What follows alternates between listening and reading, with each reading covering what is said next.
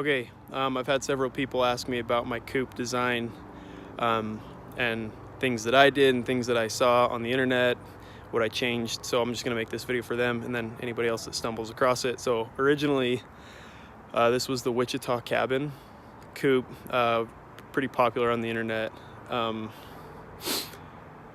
It's I think 12 feet, so overall the run is 12 feet wide by 4 feet. Sorry, 12 feet by 5 feet, I believe. So that would be 12 feet, yay, and then 5 feet here.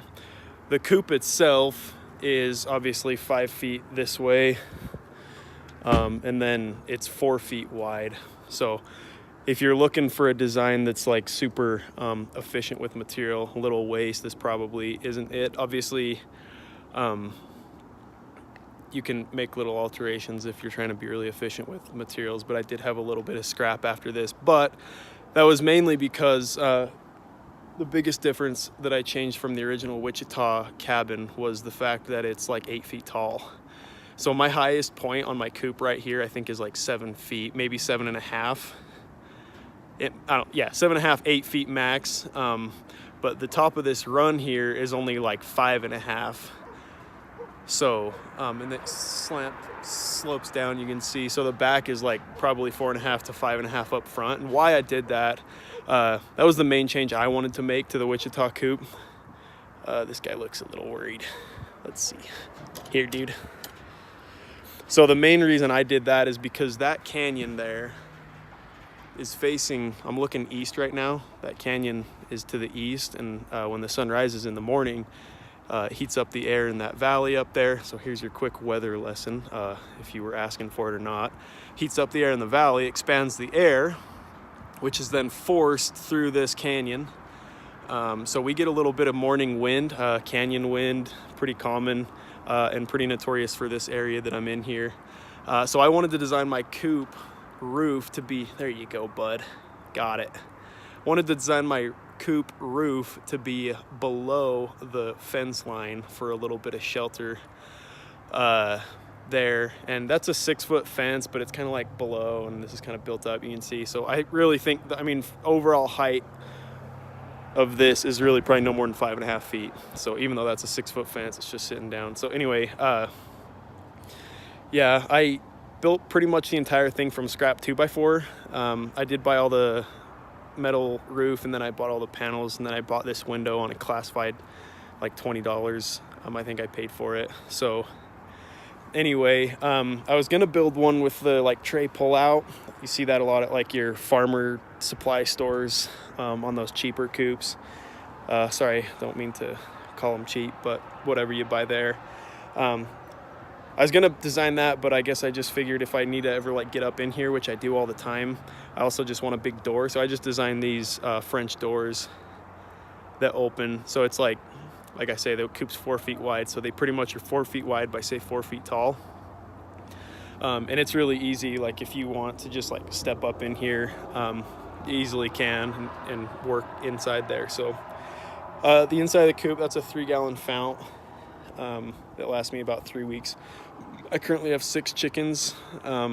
Hey, Milo, buddy, you're sketching me out over there. Come here.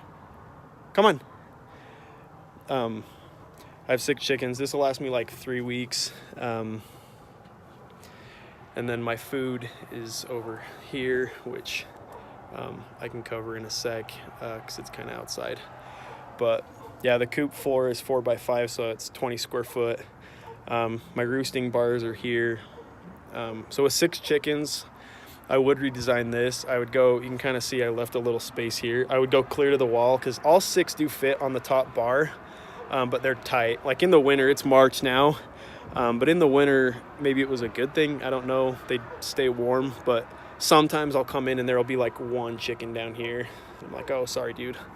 So I would, for one, make it go the full length because it stops over there, guillotine. I can't go any further that way, the guillotine door.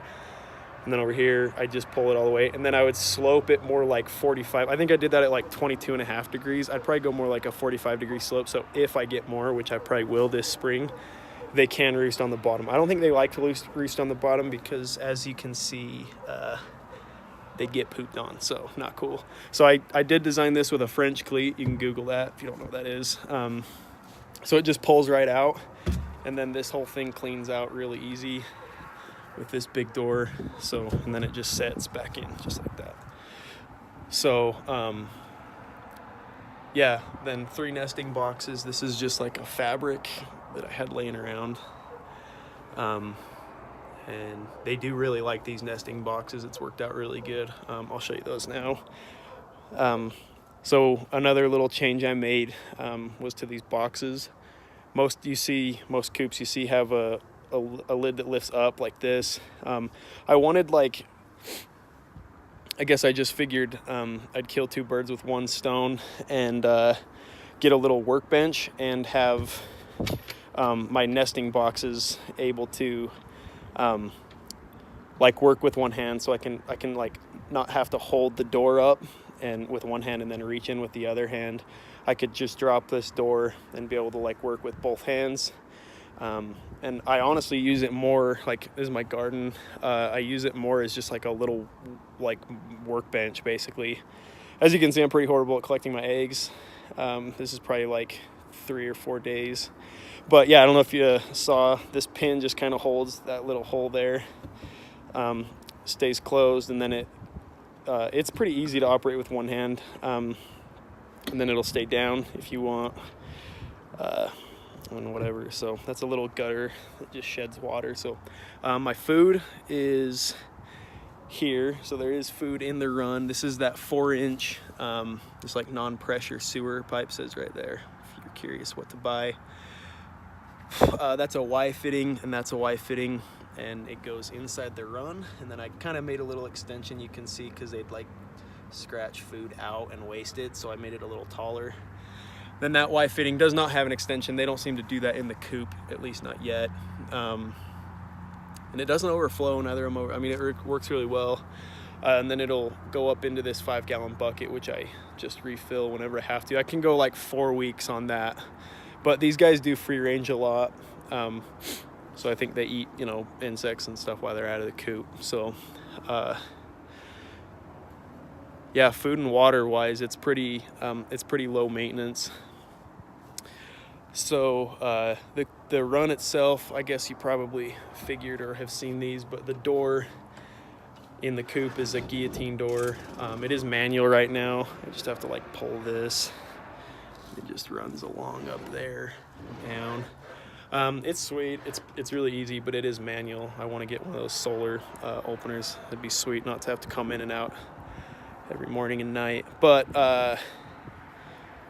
yeah, so the run itself is dirt bottom. There's no floor there. It's I was going for that deep compost method that they talk about. These are pavers here. So it's a 12 by 12 paver that I just got. Honestly, I got for free, just from somebody in the neighborhood. But that's what this base plate is sitting on. So those 12 by 12 things are on the whole perimeter. And then I just have these rocks here to kind of reinforce and to keep them from scratching the foundation. So, yeah, and then I have another guillotine door you can kind of see there that goes out that hole in the fence, you can see.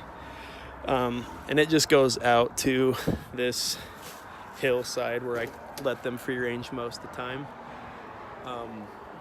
They really like it out there, although they really are liking the garden right now.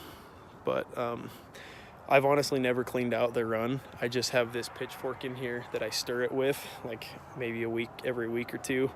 Come out and just stir it really good. And it doesn't smell or anything. I mean, this is Utah here, so it's pretty dry.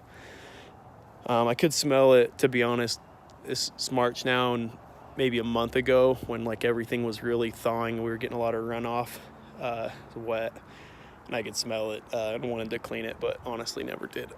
So yeah, I'm probably $300 or $400 in the whole thing. I did say I had all the scrap 2x4, but between, you know, the roof, the siding, the hardware cloth that goes around it, you know, the fount and everything, I don't know, $300 or $400 tops. There's no way I'm more than $400 in it. But I wasn't really keeping track too. But like the linoleum, I don't know if I talked about that. I think I talked about that. I lined the bottom with linoleum, which I would highly recommend. But yeah, most of this was just scrap. As you can kind of see, I had to piece some 2x together. Anyway, this light in here is kind of nice for when it's dark, and then I keep hand sanitizer in here too. Sorry if this video sucks and is shaky and is fast moving. I don't do this a lot. So anyway, that's my coop. I built it in, it probably took a couple weeks, maybe 3 weeks to build total. But it's worked out really well, and I'll probably get 2 more chickens for it. I don't know if they're gonna be accepted well because the other 6 are big, but we're gonna try it. And yeah, if there's any I guess questions or anything I didn't cover, you can just comment or whatever, and maybe I'll see it and maybe I'll answer. So that's the coop.